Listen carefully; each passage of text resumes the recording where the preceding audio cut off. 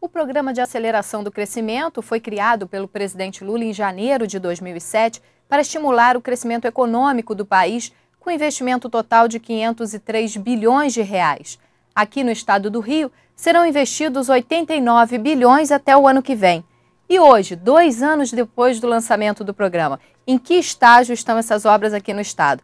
Para falar sobre esse projeto, eu vou conversar com o deputado Rodrigo Neves, que é presidente da comissão especial aqui da Alerj, que acompanha essas obras do PAC. E o senhor também é presidente da Comissão de Assuntos Municipais, né, e Desenvolvimento Regional, que tem tudo a ver com isso, né? Queria saber um pouquinho do senhor, o que o PAC vai influenciar diretamente na vida dos cidadãos aqui do estado? O que muda realmente? Porque a pessoa vê números, vê informações, mas o que muda no dia a dia?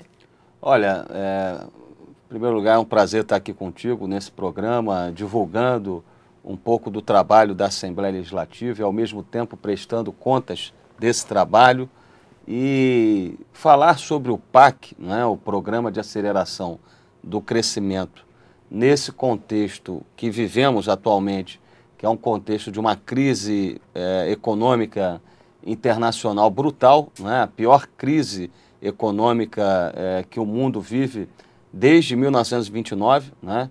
Depois de quase 60 anos, há uma previsão agora no ano de 2009 de uma recessão, né, no mundo, onde as principais economias do mundo vão ter uma redução do seu PIB, do Produto Interno Bruto. Sem dúvida alguma, falar sobre o PAC é muito importante nesse contexto, e falar sobre o PAC nesse contexto é falar também sobre como o Brasil e o Rio de Janeiro podem enfrentar esse contexto de crise, no sentido de superá-la e gerar emprego e gerar renda, né?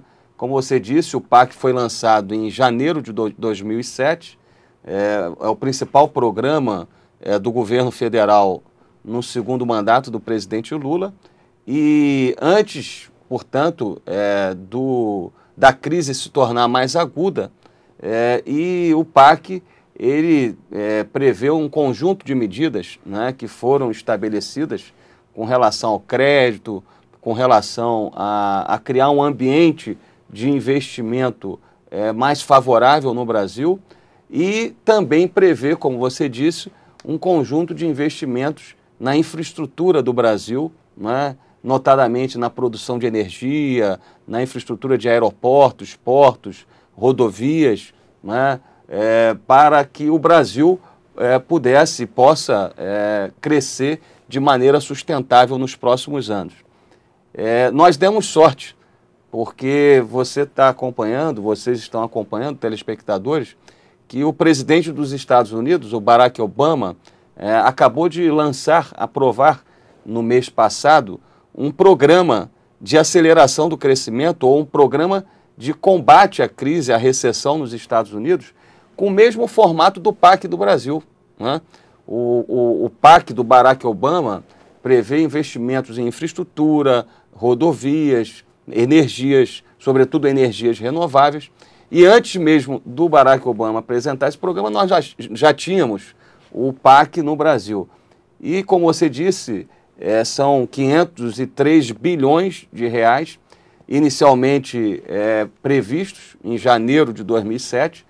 É bom destacar que, diante dessa crise, o governo federal ampliou no ano de 2009, agora no início de 2009, esses recursos para 650 bilhões de reais.